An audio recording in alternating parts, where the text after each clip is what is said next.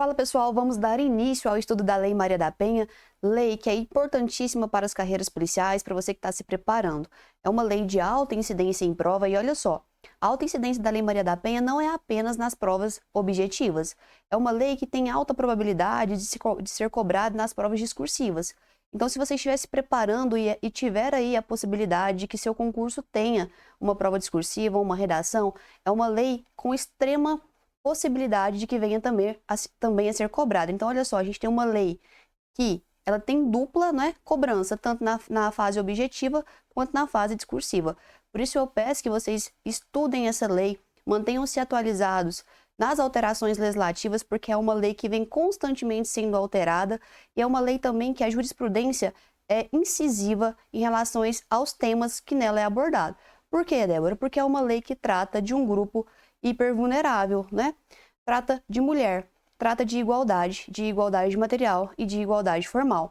Então é muito importante que você aqui comigo, aprendendo a base teórica, trabalhando a lei seca, por fim trabalhando em jurisprudência, mantenha sempre um padrão de revisão, um padrão de resoluções de questões e não deixe de estar aí totalmente afiado. É uma lei em que você não pode perder nenhum tipo de questão. Então nós vamos começar o estudo e eu quero fazer um combinado com você que está aí comigo. Eu quero que você crie um material através das observações que nós iremos fazer aqui com o slide em tela. E quero também que, se possível, você abra aí uma segunda tela, compartilhe para que você tenha a lei seca ao seu alcance, para que você grife algumas expressões que são destaques na literalidade da lei. E mais uma vez te asseguro, é uma lei que está sendo constantemente atualizada. Por isso, sempre muito importante que você esteja atento à literalidade dessa norma. Então vamos lá, sem mais delongas, vamos começar. Quando você trata da Lei Maria da Penha, a primeira noção que você tem que ter em mente é uma noção de direito constitucional. Então a gente vai fazer essa referência constitucional em relação à lei em estudo. Quando você está estudando direito constitucional, você estuda o artigo 5º da Constituição. E o artigo, ele prega uma ideia de igualdade. Então, lá no caput do artigo 5º da Constituição Federal, vai lá rapidinho, abre e me acompanha junto. Você encontra aquilo que nós chamamos de igualdade formal. Então, a lei estabelece que todos devem ser tratados de maneira igual. Só que nós sabemos que essa igualdade, né, ela nem sempre ela é real. Por quê? Porque, embora devemos tratar todos iguais, há uma desigualdade. Seja uma desigualdade de gênero, seja uma igualdade de raça, seja uma desigualdade ou igualdade social. Então, o que eu preciso, enquanto titular do direito constitucional, enquanto titular da legislação pátria? Eu preciso ir além da igualdade formal, ir além daquilo que a Constituição prega. Eu preciso buscar uma igualdade material. Então, na análise daquele caput, nós precisamos ter ali igualdade formal, a previsão em lei e buscar políticas que alcancem essa igualdade material. E a Lei Maria da Penha é um belo exemplo disso. Então, o que eu preciso? Artigo 5º, todos são iguais perante a lei. Inciso 1 do artigo 5º, né? Homens e mulheres são iguais em direitos e obrigações. Aqui, nós temos uma bela previsão de uma igualdade formal. Todavia, né, nós sabemos que essa igualdade ela não é prática, ela não é real.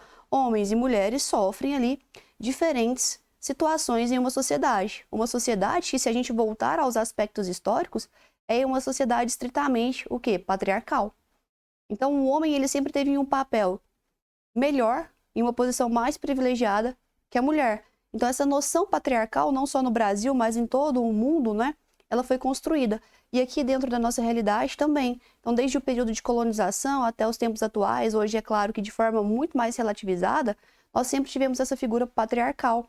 E o que isso gerou? Gerou uma desigualdade. Então, o homem tem mais acesso ao mercado de trabalho, ele tem mais oportunidades em relação a estudo, nas relações sociais também.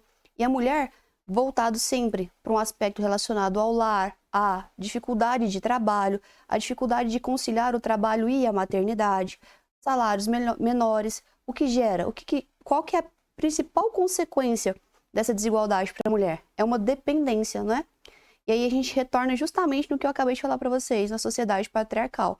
Quanto mais dependente, seja financeiramente, seja emocionalmente, mais se cria um ambiente propício a desigualdades. E é onde começa ali os históricos de violência doméstica e familiar. Então, embora a Constituição tenha previsto a igualdade formal, é preciso que haja políticas públicas que visem o quê? uma igualdade material. Então, se eu estou tendo a mulher em uma situação de desigualdade, eu preciso protegê-la. E aí vem aquela máxima, aquele brocardo jurídico que vocês com certeza já conhecem. Eu vou tratar os iguais de forma igual e os desiguais de maneira desigual, ok? Quando, nessa necessidade, surge aí em 2006 a Lei Maria da Penha. Então, eu tenho certeza que você que está aqui comigo me assistindo já ouviu alguém falar, nossa, mas se o homem é vítima de violência doméstica e familiar, não deveria ter uma lei para ele também? Mas olha só, qual que é a intenção da lei? Tem inconstitucionalidade em uma lei que protege a mulher e não o homem? Não, não tem. Por quê? Porque eu preciso tratar os iguais de maneira igual e os desiguais de maneira desigual. Por isso, não há nenhuma inconstitucionalidade nessa lei que resguarda as mulheres. E a título de informação, para que você também se mantenha bem informado em relação aos aspectos históricos da Lei Maria da Penha, o que a gente percebe? Ela é uma lei de 2006, não é uma lei, comparado às demais, muitas que nós temos no ordenamento jurídico, antiga. Ela é uma lei recente, uma lei jovem. E ela surgiu de um caso concreto, né? Onde a Maria da Penha sofria casos de violência doméstica, apanhava do esposo e não denunciava. A chegar um ponto em que, determinado dia, ela, devido às lesões, ficou ali tetraplégica. Então, é todo um aspecto histórico. Quando houve a situação em relação a ela, o Brasil foi notificado, né, pela ONU, pelos direitos humanos em plano internacional, tendo ali a necessidade de criar uma lei que protegesse as mulheres no âmbito interno. Então, veja, nós já tínhamos uma previsão constitucional, essa necessidade constitucional, e foi somada a uma recomendação diante de um caso que chocou aí, não só dentro do plano interno do Brasil, mas todo o mundo. E daí surge, então, a Lei Maria da Penha. Eu sei que esse aspecto histórico é um pouco mais cansativo, mas a gente precisa, não é, começar a ter aquela noção. O porquê existe a lei? Qual que é o sentido da lei? Quando nós começamos, desde esse aspecto histórico até chegar na lei em si, fica muito mais fácil a compreensão e também é base que te ajuda aí na construção de uma dissertação sobre o tema. Olha só, vamos comigo na tela trabalhar a literalidade de lei. Qual que é o objetivo da Lei Maria da Penha? Ela vai criar mecanismos para coibir e prevenir a violência doméstica e familiar. E ela vem também para assegurar aquilo que está previsto lá no artigo 226 da Constituição, lá no seu parágrafo 8º, que diz que o Estado assegurará assistência à família na pessoa de cada um dos que integram, criando mecanismos para coibir a violência no âmbito de suas relações. Totalmente em conformidade com aquilo que eu acabei de trazer como noção introdutória e histórica para vocês. A necessidade de que eu tenha não só igualdade formal, mas que eu tenha igualdade material. E a igualdade material, ela vem através de políticas públicas. Perceba, e isso aqui é muito importante para nós, muito importante observar isso, a Lei Maria da Penha ela não vem com o intuito meramente de punir. Ela não é uma lei de cunho que traga crimes e penas. O objetivo principal dela não é esse. É claro que nós temos aqui um único delito, mas o objetivo principal da Lei Maria da Penha é o quê? Prevenir, trazer políticas que vão evitar a existência de violência doméstica no âmbito familiar. Mas é preciso também entender, se eu não consigo prevenir, se eu não consigo erradicar, coibir, é necessário que eu faça o quê? Puna. Então, a Lei Maria da Penha, embora ela não traga crimes, ela não traga ali tipos penais, ela traz todo um rito processual mais gravoso. Por quê? Se eu estou tratando de um vulnerável aqui, eu vou precisar para com ele o quê? Mais rigor processual. Para quê? Para protegê-lo. Então, olha só, recapitulando o que nós falamos aqui, trouxemos em tela para vocês. O objetivo da Lei Maria da Penha é apenas punir? Não. Tem tipos penais na Lei Maria da Penha? Em regra, não. Nós temos só um, que é o descumprimento de medida protetiva. Mas o foco da lei não é diretamente o punir, não é o aspecto penal. Qual que é o objetivo da lei? É prevenir. Eu vou prevenir através de quê? Políticas públicas. Através dessas políticas públicas, eu preciso erradicar. Se eu não erradicar, eu vou trazer mecanismos de punição. Esses mecanismos de punição, a lei traz para isso, não é? O foco da lei são aspectos processuais. Então, eu vou tratar com mais rigor aquele que pratica violência doméstica contra a mulher, ok? Então, super importante essa observação que nós vamos colocar aqui em tela. Então, quando eu falo para vocês aí, prevenir, punir e erradicar, lembre-se que, em relação à noção de punir, aí não é na relação de criação de tipos penais. O único tipo penal que nós temos aqui é o descumprimento de medidas protetivas. O punir aqui está ligado a rigor processual. Então, todos aqueles delitos esses lá do Código Penal ou de outras legislações que forem praticadas no âmbito de violência doméstica e familiar, qual que é a consequência? É o maior rigor processual, ok? Débora, mais uma vez, através do que eu vou prevenir, você aí de casa vai repetir para mim, que é através da implementação de políticas públicas, ok? A lei também, logo no artigo 1º, ela traz a necessidade de que o Brasil, né, ele esteja sempre ali interagindo, não só no plano interno, mas também no plano externo. Olha só comigo na literalidade de lei.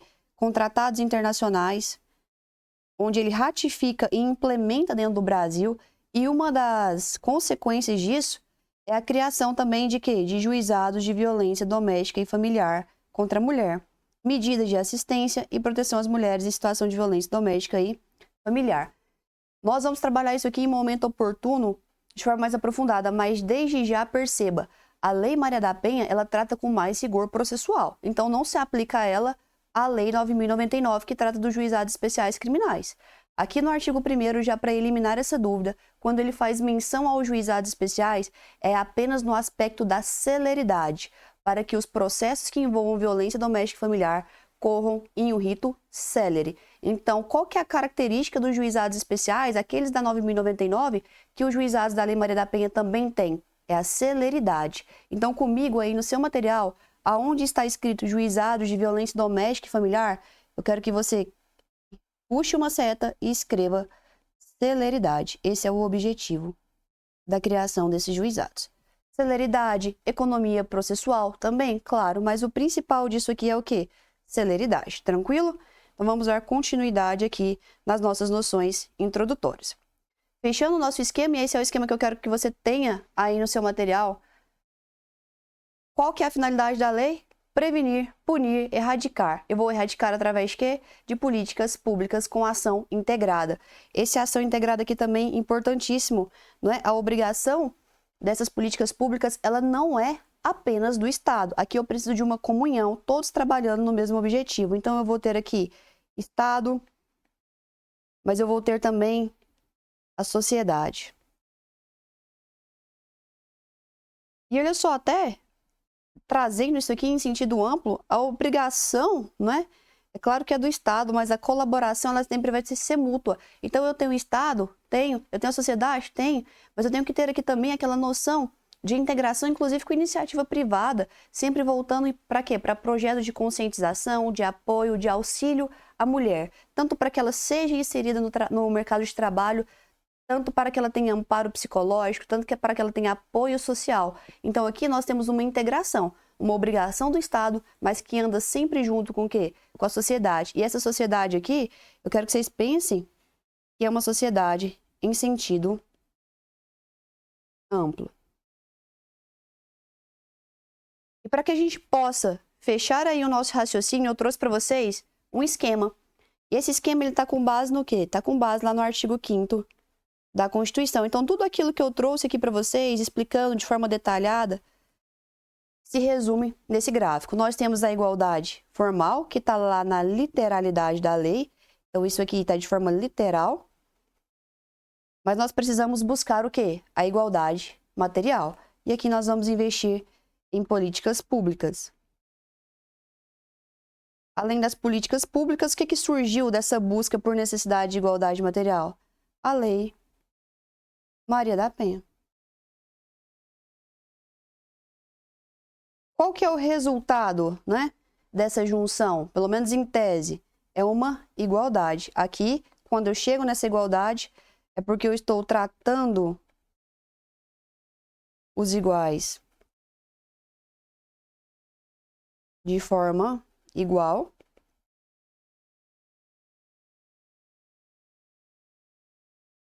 E os desiguais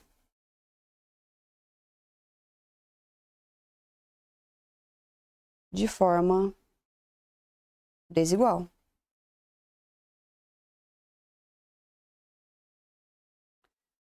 Tira print, salva esse esquema para vocês. Tenham isso em mente. Ajuda tanto na parte do direito constitucional, tanto aqui na parte da aplicação da Lei Maria da Penha, não é? Até porque o direito ele é totalmente integrado. E nessas legislações, principalmente aqui, como em algumas outras, que trata dos vulneráveis, o constitucional está muito atrelado a essas noções introdutórias. Então, esse esquema que nós fizemos aqui, ele não serve apenas para essa noção da Lei Maria da Penha, mas para toda legislação que venha trabalhar o quê? Aqueles que pertencem ao grupo dos vulneráveis. Idoso, né? Menor de idade, criança, adolescente. Então, ele vale para que vocês possam aí estudar outros aspectos. Uhum.